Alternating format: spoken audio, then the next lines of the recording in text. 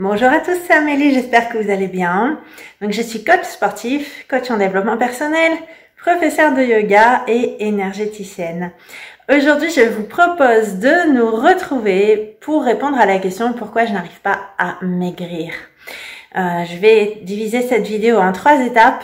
Les premières étapes seront de voir pourquoi effectivement vous ne parvenez pas à maigrir. Ensuite, il conviendra de voir comment on peut s'y prendre. Et si ça ne suffit toujours pas, eh bien j'ai des petites solutions à vous apporter en plus. Donc on va voir tout d'abord pourquoi vous n'arrivez pas à maigrir.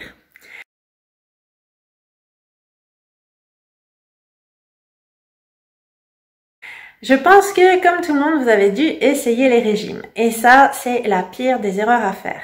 Il est vrai que ceux qui vous les proposent ont toujours une offre attractive. Ils vont avoir tendance à vous allécher. Et c'est plus fort que vous. Vous vous dites, c'est sûrement cette personne qui a cette solution. Malheureusement, faire régime n'est pas du tout la bonne solution puisque on va vous astreindre à un planning alimentaire avec des quantités, à vous imposer aussi certainement des choses dont vous n'avez pas envie et surtout dont votre corps n'a pas besoin. En effet, votre corps sait parfaitement vers où il doit aller lorsqu'il a besoin peut-être de telle ou telle vitamine ou minéraux dont il est carencé. Donc, vous allez peut-être avoir envie d'autre chose et puis c'est contraignant. Voilà, c'est très contraignant.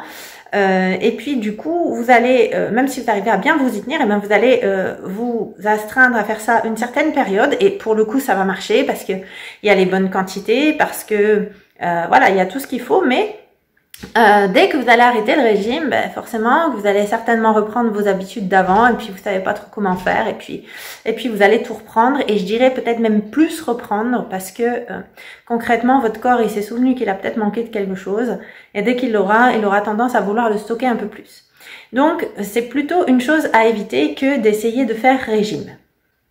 Alors, c'est d'autant plus à éviter que vous allez être frustré. Donc, si vous avez ce sentiment de frustration parce que vous avez envie absolument d'autre chose et puis cette chose, vous en avez besoin parce que je vous l'ai dit, votre corps généralement se souvient dans quel aliment il va retrouver les nutriments dont il a besoin. Donc, concrètement, vous allez penser à cette chose, vous allez être frustré ou alors vous allez peut-être craquer pour cette chose aussi, ça peut arriver, hein, et puis vous allez culpabiliser. Et tout ça, ça libère quoi? Le cortisol qui va libérer du sucre dans le sang. Donc bref, ça n'aide pas du tout à maigrir. Enfin, ce qui se passe généralement quand vous essayez de faire régime, c'est que vous allez essayer de vous mettre au sport. Hein. Vous allez tout essayer. C'est peut-être pas vos habitudes, tout ça, mais vous allez essayer un grand changement dans votre vie pendant une période alors que ça vous ressemble pas finalement. Et vous allez peut-être faire du sport en outrance, premièrement, avec un désavantage. Hein, si vous voulez perdre du poids, je dirais il y a deux choses. Soit vous avez juste envie de perdre du poids et là, pour le coup, faire du sport, vous allez prendre en masse musculaire si vous vous pesez et sur le coup, vous allez penser que vous avez grossi, alors que c'est pas ça, c'est juste que le muscle va remplacer la graisse, mais il est plus lourd. Après, par contre, si vous voulez une transformation physique, là, ça peut jouer un petit peu plus si vous regardez pas le poids.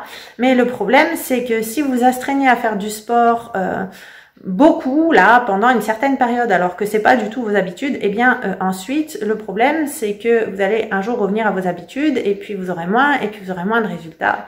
Bref, ça va pas forcément marcher non plus. Et puis enfin, il y a aussi une erreur dont je voudrais parler parce que ça, c'est propre à ceux qui sont pas accoutumés de la pratique sportive mais qui voudraient vraiment maigrir. Si vous cherchez, vous pouvez aussi tomber sur des articles qui vous diront oui, courez à jeun ou faites du sport à jeun.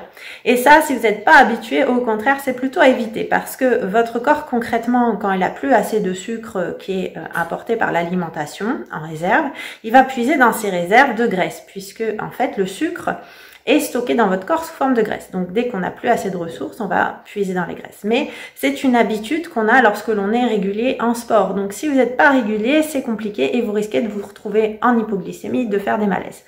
Bref, essayez de maigrir à tout prix, ça n'a pas forcément de bons résultats. Donc je vous propose de voir maintenant une deuxième partie de cette vidéo, donc les conseils pour vous aider à mincir plus efficacement.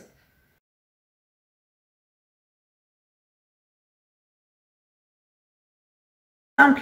Au lieu de faire un régime, essayez de reprendre de bonnes habitudes alimentaires.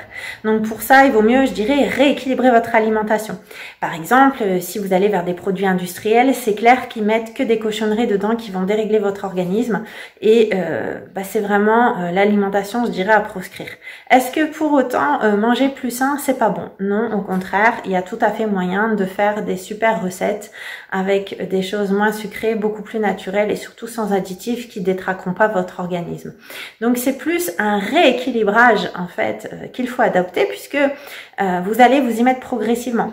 Il faut savoir que vous pouvez pas faire régime comme ça, prendre de nouvelles habitudes alimentaires du jour au lendemain. Ça va se faire progressivement. Et si du coup vous êtes un peu habitué à la junk food, vous allez essayer de la laisser, mais progressivement. Vous pouvez pas faire le grand saut. C'est comme si on vous demandait de faire un marathon du jour au lendemain.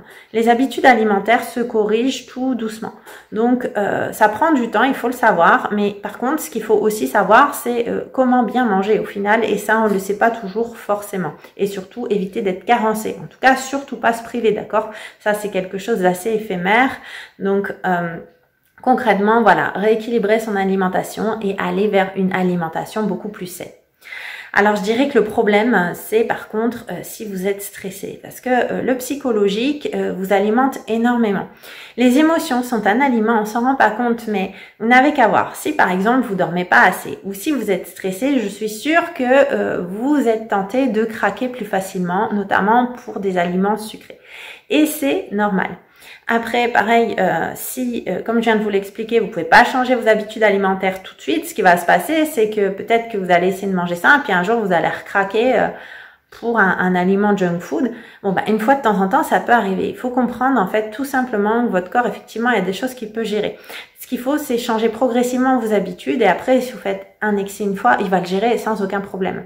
Mais le tout, c'est d'aller vers ces nouvelles habitudes et vous réhabituer à vraiment manger et non pas prendre ces choses artificielles qui ont aussi des goûts artificiels à cause d'additifs qui sont en plus clairement mauvais pour la santé. Enfin, par rapport au sport, bien oui, il est quand même important d'en pratiquer un peu, même si vous n'aimez pas ça. Je pense qu'aujourd'hui, il y a quand même pas mal d'activités assez ludiques en plus que vous pouvez faire. Si vous n'aimez vraiment pas, il n'y a pas besoin d'en faire beaucoup non plus. Mais c'est vrai que c'est aussi important en plus pour le système alimentaire parce que ça draine un peu votre système lymphatique aussi. Donc c'est quelque chose qui est recommandé. Mais contrairement à ce qu'il ne faut pas faire que je vous ai exposé en première partie, il faut plutôt aller vers des habitudes éventuellement que vous pouvez tenir, même si c'est pas beaucoup par semaine, mais bien comprendre finalement que en faire au moins un tout petit peu, mais pas beaucoup à outrance et puis après tout arrêter. Ça, ce sera pas efficace sur la durée.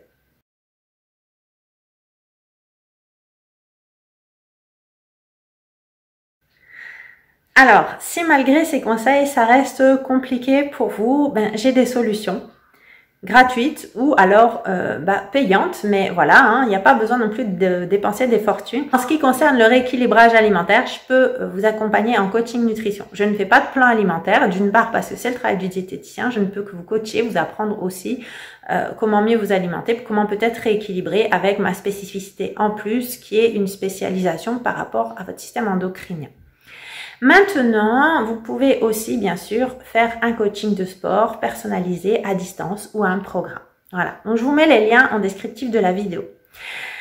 Si c'est en fait un problème nerveux, que vous êtes quelqu'un de plutôt stressé, que vous vous rendez compte que vous avez tendance à aller vers la nourriture parce que vous cherchez plus à vous remplir pour passer vos nerfs, là par contre je dirais que c'est plus un accompagnement personnel. Essayez de voir aussi comment prendre du recul par rapport à tout ça et pourquoi inconsciemment finalement vous allez vers cet excès de nourriture.